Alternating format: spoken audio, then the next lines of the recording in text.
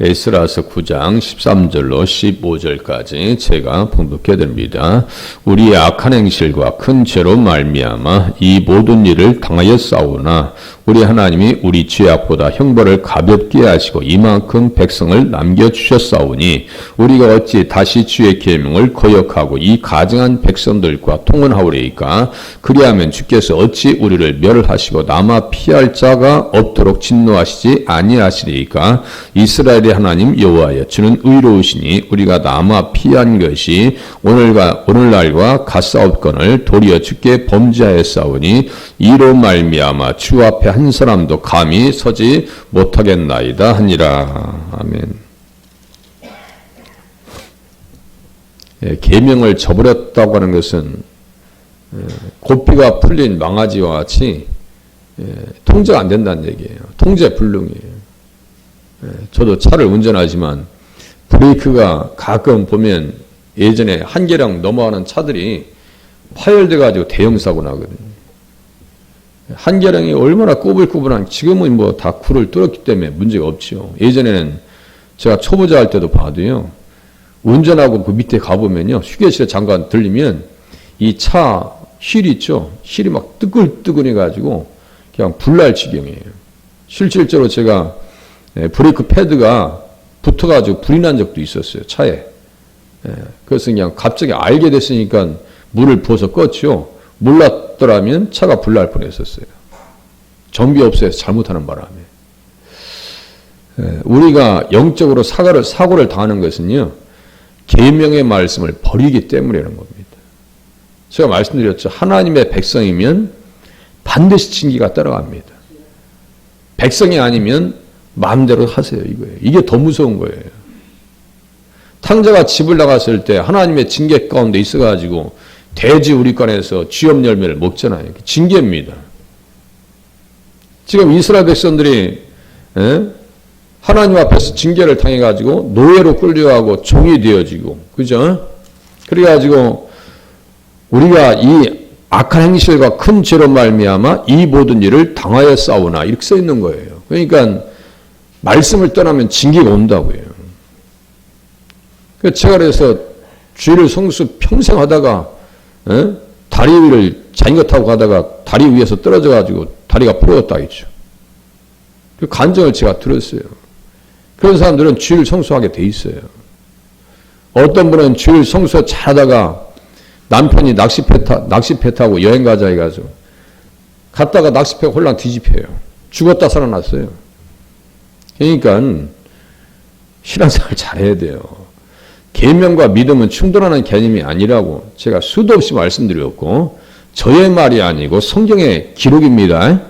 그러니까 말씀을 내가 지키기 위해서 기도하셔야 되고, 말씀대로 살고 있는지를 자신을 스스로 분별하고 들여다볼 수 있는 영적인 통찰력이 필요합니다.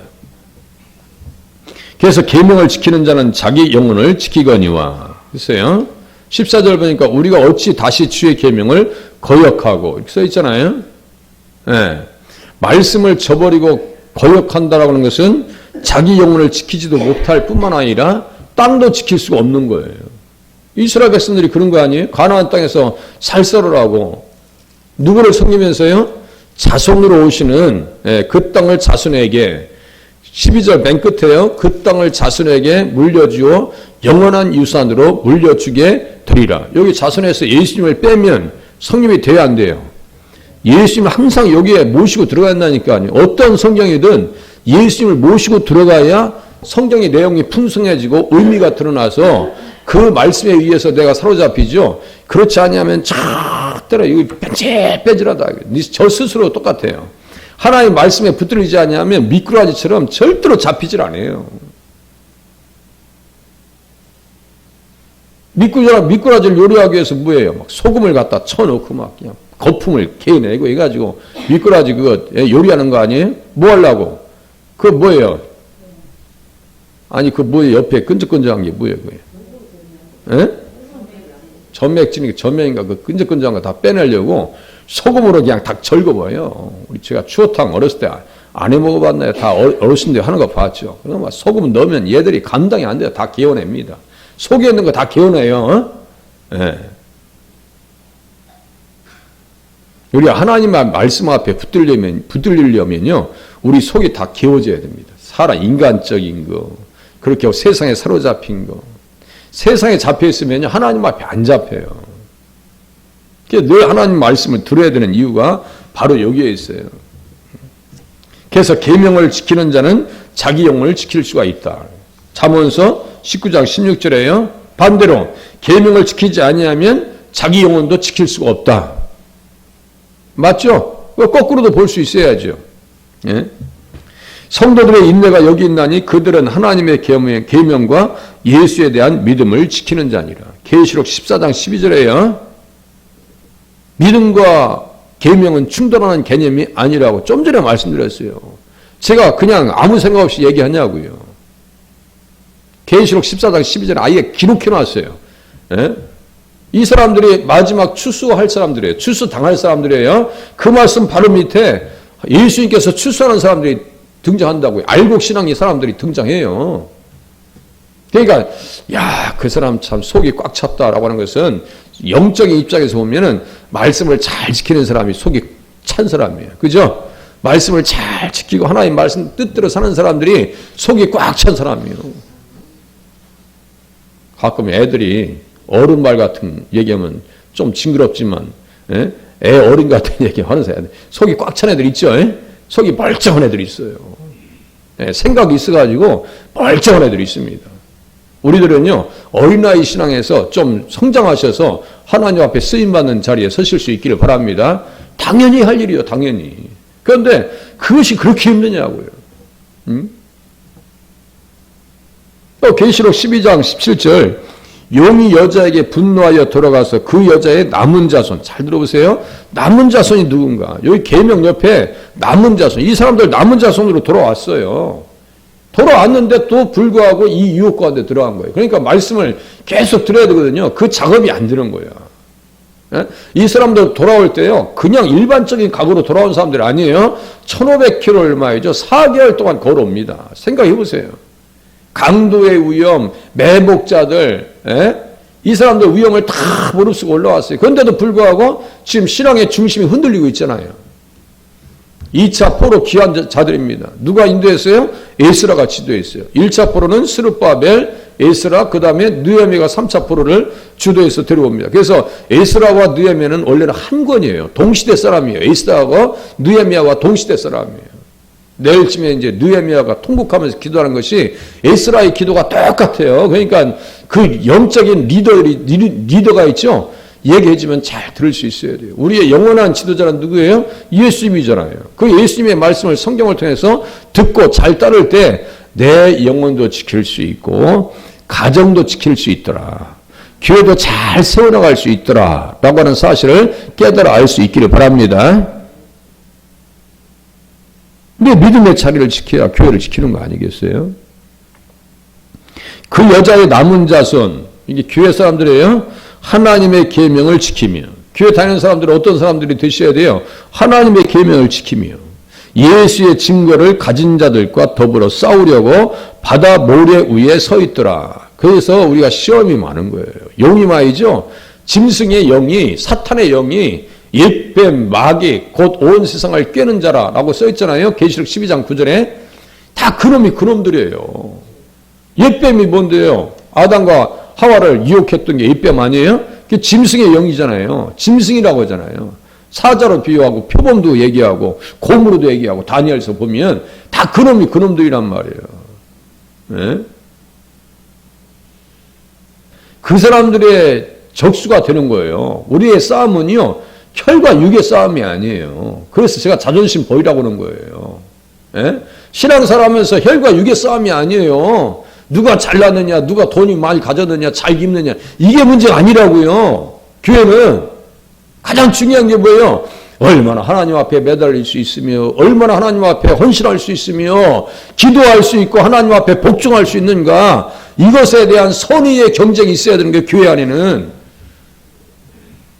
가방거리나 재쌌고 직장 종이 나쁘니 이런 거 제가 그런 정신이 없어요. 교회는 그럴 정신이 없어요. 바빠요. 생각해 보세요. 얼마나 바쁜가. 새벽부터 옷 입고 나오셔야지. 네? 저는 2시 전에 일어났어요. 잠이 와야지 새벽 예배 있으면 잠이 안 와요. 가장 깊이 자는 시간이 10시에서 12시 요 사이에 깊이 자고 말아요. 다른 시간에 자는지 안 자는지 몰라요. 눈뜨고 왔다 갔다 하고 예? 와서 그냥 성경책 보고 그게 제 일이에요. 뭔 일을 하겠어요. 기도하다가 잘 살펴보세요. 하실 일이 얼마나 많은지를 한번 분별할 수 있어요. 성령 충만해야 하나님의 일들이 손에 잡혀요. 무슨 말씀인지 이해되셔요? 성령의 충만함을 받아야 돼요. 절대로 하나님 말씀 앞에 예민하셔야지 자기의 연민에 빠지시면 안 됩니다. 자기 연민에 빠지면 제가 말씀드리잖아요. 우리의 싸움은 혈과 육이 아니라니까요. 어둠의 영이요. 어둠의 영. 그러니까 계명을 지키지 않으니까 벌써 영혼들이 지켜지지 아니하고 땅도 지금 불안하고 이가 이 큰 죄로 말미암아 이 모든 일을 당하여 싸우니 우리 하나님이 우리 죄악보다 형벌을 가볍게 하시고 이만큼 백성을 남겨주셨사오니 하면서 아니 지금 조금 남았는데 지금 몇만 명 올라온 거예요. 지금 5, 6만 명밖에 안 돼요. 그 이방인들이 와서 한 입에 다 그냥 다 말아먹을 거예요. 이거 몇 명 되지도 않아요. 한반도도 뭐 크기나 해요. 그 주변에 뭐 러시아, 중국, 일본 놈들, 이 인생들 있죠.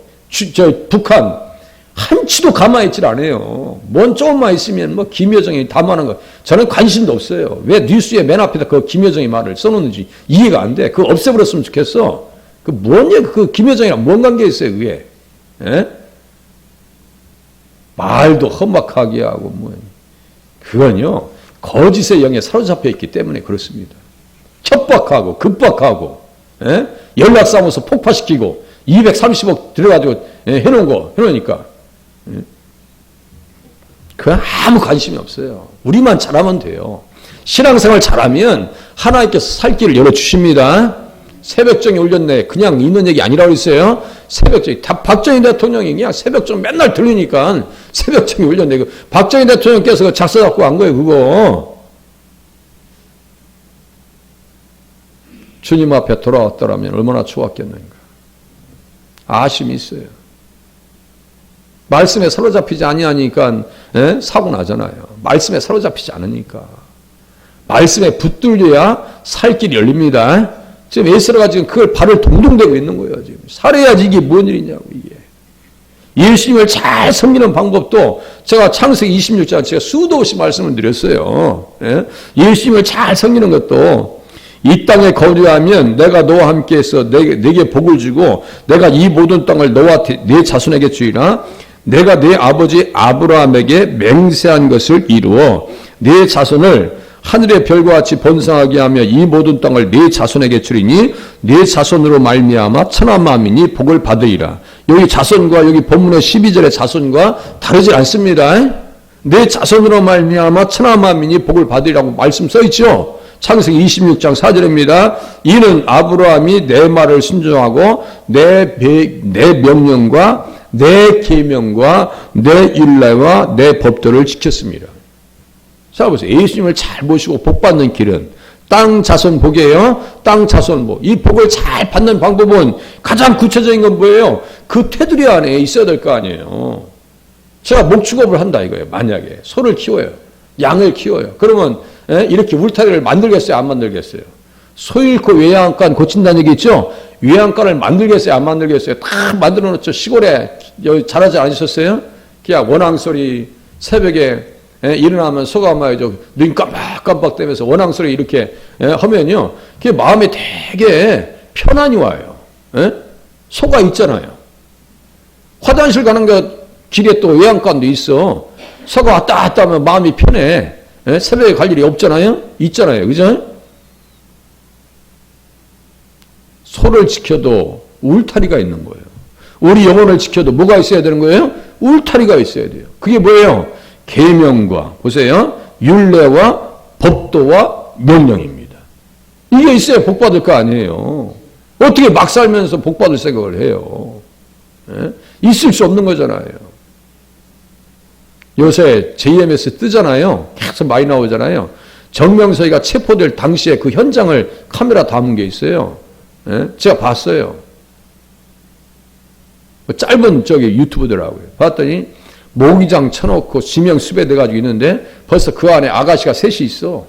그렇게 수사관이 딱 덮쳤는데요. 수사관이 정명석이를 사람 취급을 안 해요. 18놈이라고 있어. 막 쌍욕을 해버립니다.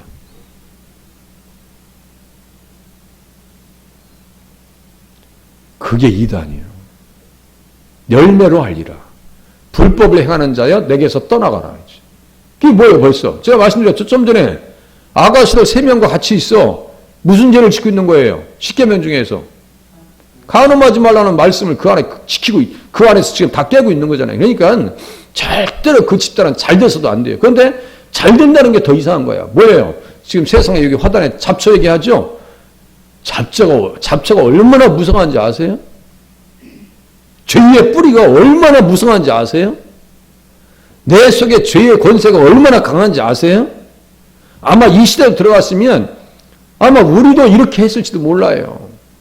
예? 10중 8구는 이럴 가능성이 커요. 예? 그냥 좋은 게 좋은 거지. 계명을 지켜야 나를 지킬 수 있더라. 계명을 지키면요 육신적으로도 건강할 수밖에 없어요. 자, 출애굽기 15장 한번 봐보세요. 우리가 잘 아는 말씀이에요. 계명을 지켜야 되나 안 지켜야 되나. 예? 계명을 거역해서는 살 수가 없어요. 잠도 깰 겸 해가지고 출애굽기 15장 보세요. 출애굽기 15장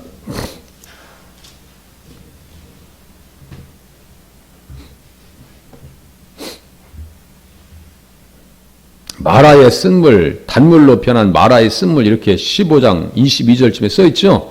단물로 변한 마라의 쓴물 이렇게 써있어요.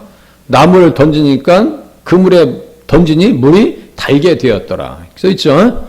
달달했어요. 이거 나무가 뭐예요? 무엇을 상징한다고 했어요? 십자가를 상징하는 거예요. 에? 십자가를 상징하는 거예요. 클락이라고 하는 감리교 유명한 주석가가 있어요. 이 나무는 십자가의 상징이다 그래요.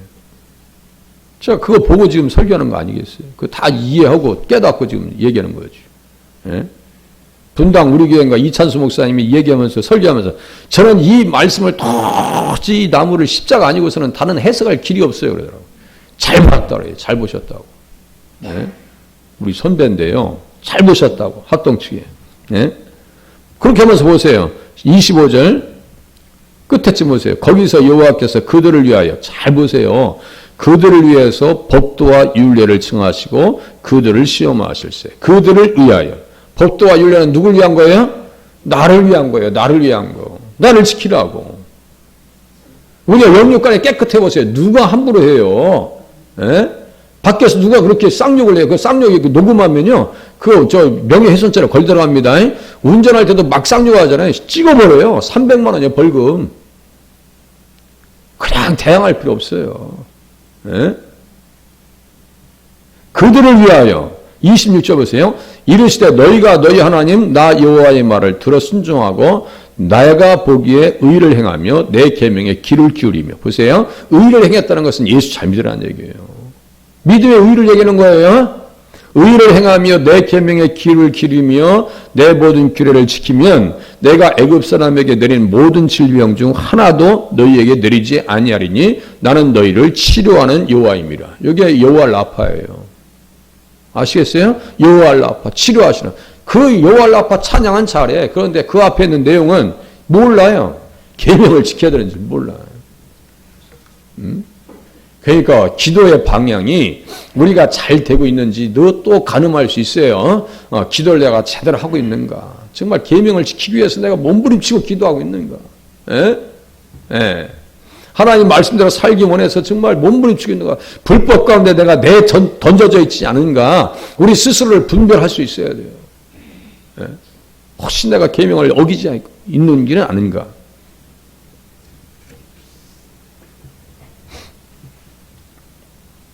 계명이 뭐라 했어요? 언약의 말씀이라고 말씀을 드렸습니다. 언약의 말씀이 계명입니다. 예. 살다 보면 사람이 피치 못하게 또 죄를 지을 수도 밖에 없죠. 그 이제 그럴 경우 어떻게 하는지 보세요. 레위기 4장 보세요. 레위기 4장 보고 끝내겠습니다. 레위기 4장 죄를 짓는데 도대체 감당할 수가 있냐고요. 죄를 우리가 어떻게 다 이길 수가 있어요. 속죄제에 대한 규례가 나옵니다. 속죄제에 대한 규례가 나옵니다. 2절 보세요. 레위기 4장 2절. 이스라엘 자손에게 말하 이르라 누구든지 여호와의 계명 중 하나라도 그릇 범하였을 때, 그릇이라고 하는 것은요 모르고 지은 죄를 말합니다. 몰라요. 그래서 죄를 지었어요. 네. 그럼 허물이 생기죠. 죄가 있으면 어떻게 허락했어요? 흠없는 수송아지와 속죄 제물을 삼아서 여호와께 드릴지니. 3절에 써있죠. 네, 속죄 제물 나오죠. 결국 누굴 의지하여 살 수 있다는 거예요? 예수님을 의지하여 살 수 있어요. 모든 구약의 제사는 누구를 보여준다고요? 예수님을 보여줍니다. 근데 신약 성경에 그릇, 여기 보면 그릇 범죄했다고 써 있잖아요. 히브리서 10장 26절에는 짐짓이라고 하는 단어가 나옵니다. 짐짓죄를 짓는다. 그릇죄를 범한다. 짐짓죄를 지한다. 이건 또 달라요. 짐짓죄를 짓는다는 것은 고의적으로 한다는 거예요. 고의로. 거기에는 속죄 제사가 없습니다. 용서받을 수 있는 길이 없어요. 고의로 한다. 이건 용서받을 수 있는 길이 없어요. 그래서 제가 12.6 사태라고 아예 외우기 쉽게 히브리서 10장 26절이거든요. 그러니까 12.6 사태가 나면 안 돼요. 우리 자신에게 총구를 우리 자신에게 쏘면 안 돼요. 12.6 사태 나면 안 됩니다. 그러니까 하나님의 말씀대로 살게 해달라고 기도하시고 그렇게 하시면 우리가 구하는 모든 것이 따라와요. 먹는 거, 입는 거, 살 거, 그렇게 하고 치료받는 거 다 따라오게 돼 있어요. 그러한 은혜를 경험하실 수 있기를 바랍니다. 기도하겠습니다.